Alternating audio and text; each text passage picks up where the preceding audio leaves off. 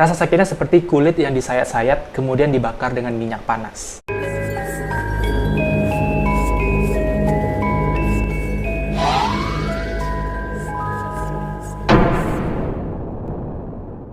Hai guys, welcome back to my channel. Nama aku Rio, and this is The Mirror. Selamat malam kawan-kawanku semua. Sebenarnya siang sih, tapi karena kalian nonton ini malam, jadi selamat malam. Semoga aku dan kalian dimanapun kita berada selalu dalam lindungan Tuhan Yang Maha Esa dan diberikan usia yang panjang untuk memberikan kita kesempatan meraih impian dan cita-cita kita yang belum tersampaikan. Karena hari ini kita akan membahas sesuatu yang cukup creepy, menyeramkan, menakutkan, dan mungkin bikin kita auto tobat. Karena hari ini kita akan bicara tentang kematian, yaitu mati suri. Mati suri, aku yakin secara umum kalian pasti udah pernah dengar, atau bahasa awamnya hidup setelah dinyatakan meninggal secara medis. Dikatakan meninggal karena memang detak jantung dan denyut nadi seseorang itu sudah tidak ditemukan lagi dalam tubuhnya, dan dikatakan meninggal, kemudian secara ajaib hidup kembali, jadi mati suri. Nah, untuk fenomena mati suri ini sendiri sudah banyak memunculkan perdebatan di antara para ilmuwan dan peneliti, juga dunia medis, tentang alasan kenapa mati suri ini bisa terjadi. Nah, kalau misalnya kalian tertarik untuk mengetahui tentang fenomena mati suri dari segi medis atau ilmu pengetahuan, bisa search di Google aja. Karena hari ini kita nggak akan bahas tentang itu. Yang ternyata di belahan bumi ini banyak orang yang mengaku pernah meninggal, dinyatakan meninggal, kemudian hidup kembali, bahkan sampai sekarang. Dan hari ini kita akan mendengar atau membahas beberapa kisah-kisah orang-orang Indonesia yang mengaku pernah mengalami mati suri. And now, before video dari selesai, the mirror mode is locked. Kita mulai dari kisah paling terkenal di Indonesia tentang mati suri, yaitu kisah si Aslina. Aslina atau Iin adalah seorang mahasiswi Sekolah Tinggi Agama Islam Negeri (STAI) di Bengkalis, Riau. Nah, si Iin ini adalah anak yatim piatu karena kedua orang tuanya sudah meninggal sejak ia kecil, dan ia beserta dua adiknya, jadi dia anak pertama, tinggal dengan pamannya yang bernama Rustam Effendi. Di usia 20 tahun, Aslina divonis mengidap penyakit kelenjar gondok atau hypertiroid, dan ia hidup dengan penyakitnya itu. Bertahun-tahun dia mencoba menjalani pengobatan, tapi penyakitnya tetap tidak mau hilang. Pada 25 Agustus tahun 2006, paman si Aslina, Pak Rustam tadi, membawa Aslina ke Rumah Sakit Mahkota Medical Center Malaka, jadi di Malaysia, karena penyakitnya sudah sangat parah. Namun pihak rumah sakit mengatakan bahwa operasi Aslina ini bisa dilakukan 3 bulan lagi karena pada saat itu tekanan darahnya sedang tinggi.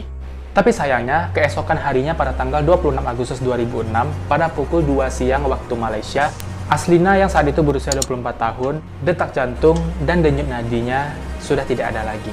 Jadi mesin detak jantung itu lurus dan kosong. Sebelum menghembuskan nafas terakhirnya, Aslina sempat dipandu oleh pamannya, Pak Rustam, untuk mengucapkan 2 kalimat syahadat, salawat Nabi, dan la ilaha illallah. Selama 2 jam sejak jantung Aslina berhenti berdetak, semua pihak dokter dan perawat mengupayakan berbagai macam cara untuk membangunkan Aslina kembali. Upaya itu dilakukan selama 2 jam non-stop, dan dengan usaha yang mati-matian, alhamdulillah dengan izin Tuhan, jantung Aslina kembali berdetak, dan dia langsung dilarikan ke ruang ICU untuk menjalani perawatan 2 hari 2 malam sampai ia benar-benar dinyatakan hidup. Apa ceritanya habis di sini? Enggak. Karena ternyata selama 2 jam meninggal dunia, Aslina mengalami rentetan kejadian menyeramkan yang bisa bikin orang-orang yang mendengarnya merinding dan bergidik ngeri, termasuk aku. Nah, dalam acara talk show di SJTV Bengkalis, Aslina diundang sebagai bintang tamu untuk menceritakan pengalamannya ketika meninggal selama 2 jam itu. Dan ceritanya benar-benar serem. Aslina mengaku pada saat sakaratul maut, di dalam ruangan dia dirawat itu, dia melihat 2 orang malaikat yang sangat terang datang menghampirinya dan memegang kaki kanannya. Seketika malaikat itu menarik kaki kanannya dan Aslina merasakan kesakitan yang sangat parah.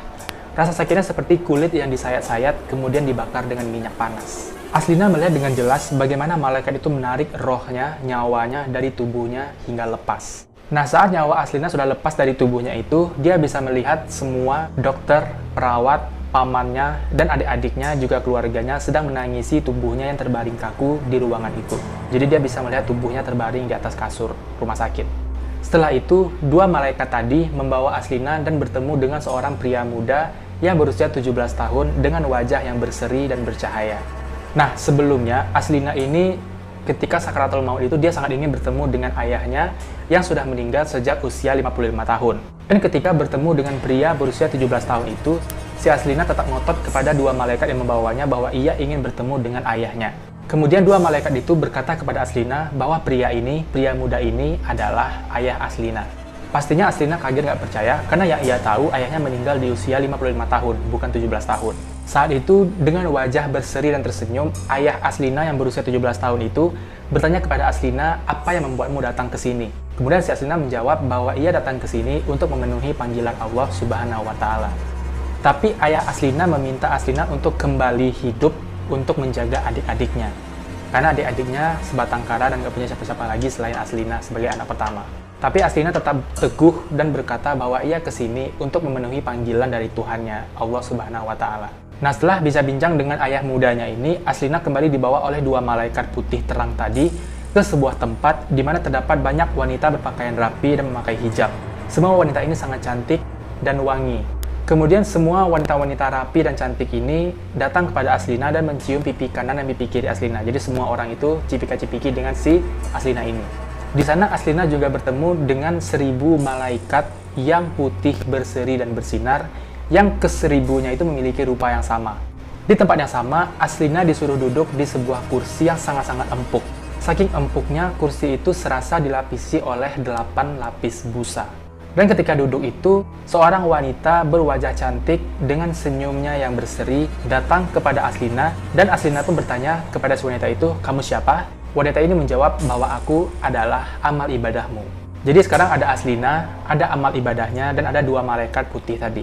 Kemudian mereka melanjutkan perjalanan ke sebuah tempat yang jauh lebih menyeramkan dari tempat sebelumnya. Nah, di tempat yang menakutkan ini, Aslina melihat banyak orang yang disiksa dengan sangat pedih dan sangat kejam. Setiap melihat orang yang disiksa dalam satu bentuk, dia pasti bertanya kepada si amalnya, dan amalnya menjelaskan apa yang terjadi dengan orang yang sedang disiksa itu. Dan inilah beberapa orang-orang yang dilihat oleh Aslina. Yang pertama, Aslina melihat seorang pria berpakaian compang-camping dan seluruh tubuhnya dipenuhi oleh nanah dan bau busuk. Tangan dan kakinya dirantai, dan di pundaknya dia sedang menahan besi seberat 500 ton. Melihat kondisi itu, Aslina bertanya kepada amalnya apa yang terjadi pada orang itu, dan amalnya mengatakan bahwa orang itu semasa di dunia, dia suka membunuh dan menyantet orang-orang. Yang kedua, Aslina melihat seseorang pria yang disebat atau dicambuk dengan rotan yang sangat panjang. Cambukan itu sangat keras sehingga membuat kulit dan daging pria itu mengelupas dan berhamburan. Dan Aslina kembali bertanya kepada amalnya apa yang terjadi pada pria itu. Amalnya menjawab bahwa orang ini tidak pernah sholat dan berwudu di dunia. Bahkan sampai ajalnya menjemput, dia tidak pernah mengucapkan 2 kalimat syahadat. Yang ketiga, Aslina melihat 2 orang pria saling membunuh satu sama lain dengan kapak yang tajam. Ketika ditanya, amal Aslina mengatakan bahwa 2 orang ini di dunia suka menodong dan memeras orang lain. Jadi suka begal gitu. Yang keempat, Aslina melihat seorang ustadz berpakaian ustadz itu, peci, sarung, baju koko, yang disiram oleh lahar panas sehingga semua tubuhnya hancur dan mengelupas. Dan ketika ditanya, amalnya mengatakan bahwa ustadz ini di dunia, dia suka berzina dengan istri orang lain tanpa sepengetahuan siapapun. Kemudian Aslina melihat orang lain yang ditusuk-tusuk oleh pisau bahkan sampai 80 kali. Dan ketika ditanya, amalnya mengatakan bahwa orang ini ketika di dunia suka menyakiti orang lain dengan cara membunuh atau menyiksa. Dan perbuatannya itu tidak pernah dipertanggungjawabkan di dunia. Jadi benar-benar nggak ada yang tahu tentang perbuatannya. Dan terakhir, Aslina melihat seorang wanita tua yang tubuhnya itu dihempas ke lantai, di mana di lantai itu menancap pisau-pisau yang sangat tajam. Jadi tubuh wanita tua itu dihempaskan ke atas pisau-pisau itu. Dan amal Aslina mengatakan bahwa di dunia, si wanita tua ini adalah anak durhaka yang tidak mau mengakui orang tuanya yang miskin, yang pikun. Bahkan dia malu untuk mengakui orang tuanya kepada orang lain. Nah, setelah melewati tempat-tempat penyiksaan tadi, Aslina dibawa oleh amal dan 2 malaikatnya tadi ke sebuah tempat yang sangat gelap gulita. Saking gelapnya dia tidak bisa melihat amalannya dan malaikat tadi, tapi dia masih bisa mendengar suaranya. Nah, di tempat gelap itu, Aslina melangkah sebanyak 3 langkah, dan di langkah ketiga dia mendengar suara orang berzikir. Amalannya menyuruh Aslina untuk menangkap suara zikir itu, tapi Aslina nggak bisa melakukannya. Dan saat itu tiba-tiba seutas rantai besar jatuh ke leher si Aslina, dan ternyata itu adalah tasbih sebanyak 99 butir. Dan tiba-tiba muncul suara yang mengatakan kepada Aslina untuk berzikir selama perjalanan. Setelah itu Aslina melanjutkan perjalanan dari posisinya itu sebanyak 7 langkah ke depan. Tapi 7 langkah Aslina ini menghabiskan waktu sekitar 10 jam jika di dunia. Jadi perjalanannya 7 langkah itu terasa lama banget. Dan di langkah ke-7, ia melihat sebuah wadah berbentuk tapak sirih yang di lubang-lubang wadah itu terdapat cahaya yang sangat terang. Dan karena terangnya cahaya itu, Aslina bisa melihat sebuah tulisan Arab di depannya yang berbunyi Husnul Khotimah. Dan di balik tulisan Husnul Khotimah itu terdapat sebuah gambar Ka'bah. Nah, saat melihat tulisan Husnul Khotimah dan gambar Ka'bah itu, Aslina dan amalannya saling bertatap dan mengucapkan Alhamdulillah. Setelah itu, Aslina mengambil cahaya di tapak sirih itu, kemudian mengusapkan ke mukanya. Seketika gelap gulita tadi langsung berubah menjadi terang benderang. Setelah itu, Aslina melanjutkan perjalanan, dan di tengah jalan dia mendengar suara azan yang bukan dari Indonesia. Jadi suara azan itu terdengar seakan-akan suara azan di Mekah. Nah, mendengar suara azan itu, Aslina meminta izin kepada amalannya dan 2 malaikat tadi untuk menunaikan sholat, dan dia pun diizinkan. Setelah menunaikan sholat, Aslina, amalannya, dan 2 malaikat tadi melanjutkan perjalanan selama 40 hari ke tempat berikutnya, yang mana tempat itu adalah Masjid Nabawi di Madinah. Nah, di Masjid Nabawi ini, Aslina melihat makam Nabi Muhammad SAW beserta makam para sahabatnya. Dan di makam Nabi Muhammad ini, dia melihat seberkas cahaya terang, di mana di belakang cahaya itu dia bisa melihat seorang pria tampan sedang memberi makan fakir miskin yang ia percaya bahwa itu adalah sosok Nabi Muhammad. Nah, pada saat itu di tangan Aslina ini masih ada cahaya Husnul Khotimah yang tadi bikin terang benderang di kegelapan itu. Dan tiba-tiba cahaya Husnul Khotimah itu berubah menjadi api yang sangat besar sehingga menerangi makam Nabi Muhammad. Nah, saat itu di balik makam Nabi Muhammad dia bisa melihat seorang pria yang tinggi, tampan, memiliki wajah yang berseri dan bersinar, kulit langsat, mata sayu, pandangannya luas, terbentang dan tajam, raut mukanya seperti orang Asia, namun kepalanya tidak terlihat karena cahaya yang sangat terang itu. Tapi Aslina yakin bahwa sosok itu adalah sosok Nabi Muhammad SAW. Untuk meyakinkan, Aslina ini bertanya kepada amalannya dan 2 malaikat tadi, apakah benar itu adalah Nabi Muhammad? Kemudian Amal dan 2 malaikat tadi mengatakan bahwa Aslina ini mendapat syafaat dan hidayah dari Allah untuk melihat sosok Nabi Muhammad. Setelah itu, mereka kembali melanjutkan perjalanan menuju tempat yang menyeramkan dan menakutkan tadi. Di mana di tempat ini, kalian bayangkan kayak lapangan bola, kayak stadion bola, yang di tengah-tengah lapangan itu semua orang sedang disiksa secara bersama-sama. Jadi mereka merangkak-merangkak untuk lari, meronta-ronta, berteriak, minta ampun. Bahkan dalam suasana kacau dan suara yang sangat kacau, Aslina bisa mendengar semua orang itu berteriak untuk mempercepat kiamat. Karena mereka sudah tidak tahan lagi dengan siksaan yang mereka alami. Beberapa dari mereka berteriak meminta untuk dihidupkan kembali agar mereka bisa bertobat. Nah, kenapa Aslina bisa mendengar semua suara siksaan itu? Karena Aslina hanya berjarak 5 meter di atas mereka. Tapi Aslina nggak bisa melakukan apa-apa, dia hanya bisa mendengar dan melihat semua orang itu sedang disiksa dan meronta-ronta. Nah, selama perjalanan pulang itu, Aslina membaca Al-Quran 30 juz dan dia khatam sebanyak 3 kali. Kemudian dia membaca Yasin sebanyak 1000 kali, dan membaca salawat kepada seluruh Nabi, mulai dari Nabi Adam sampai Nabi Muhammad. Aslina berlari sepanjang Arab Saudi sambil menangis menjerit-jerit untuk melihat apa yang barusan ia lihat, yaitu orang-orang yang tersisa tadi. Aslina juga berkata bahwa ia ingin melihat bagaimana nasibnya nanti di kemudian hari, atau di akhirat itu, apakah dia tergolong orang yang masuk surga atau orang yang disiksa tadi. Tapi malaikat-malaikatnya mengatakan bahwa Aslina harus berzikir untuk melakukan perjalanan selanjutnya. Nah, zikir yang dilakukan oleh Aslina ini sepanjang atau selama 2 abad atau 2 pertukaran zaman. Nah, setelah selesai berzikir ini, Aslina mendengar suara yang berkata padanya, "Sadarlah wahai umatku, kau sudah kumatikan. Sampaikanlah kepada umatku, sampaikanlah kepada umatku, sampaikanlah kepada umatku. Umatku, umatku, umatku, umatku," sampai suara itu hilang.